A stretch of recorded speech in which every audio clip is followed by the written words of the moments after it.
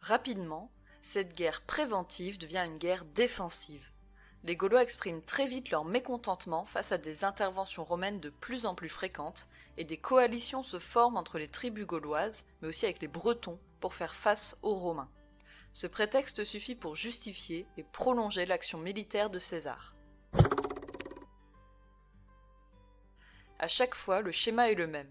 Un chef réussit à fédérer autour de lui des clans autrefois désunis, voire même adverses, et il devient la figure de la révolte anti-romaine et des idéaux de liberté gaulois. On pense bien sûr tout de suite au chef arverne, Vercingétorix. César nous dit qu'il est le fils de Celtilos, comme s'il était prédestiné à être l'unificateur d'une grande partie de la Gaule celtique.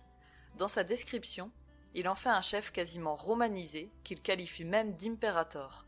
Et en effet, Vercingétorix se montre aussi habile et fin stratège que son rival. Il donne vraiment du fil à retordre à ses poursuivants romains en recourant à la tactique de la terre brûlée et en faisant détruire derrière lui tous les ponts. Enfin, il inflige une violente défaite à César à Gergovie. Finalement, il se fait battre en 52 avant Jésus-Christ à Alésia après un second siège. Là encore, même défait, Vercingétorix fait preuve de grande qualité. Il refuse les propositions barbares consistant à abandonner les plus faibles pour rationner la nourriture et préfère se livrer lui-même aux Romains, espérant ainsi la clémence envers son peuple. D'après les historiens, Vercingétorix fait l'objet d'une grande déformation historique par Jules César. En effet, il est en grande partie idéalisé, jamais décrit comme un barbare. En réalité, César a besoin de désigner un ennemi public aux Romains, afin de donner du sens à son action.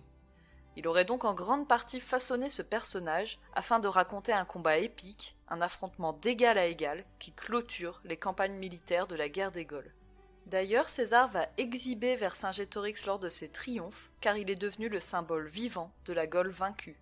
Mais Vercingétorix ne doit pas apparaître comme un barbare, car les Romains s'apprêtent à intégrer une grande partie de tous ces peuples gaulois. Il faut donc les rassurer, et d'après César, le vrai barbare, c'est le Germain.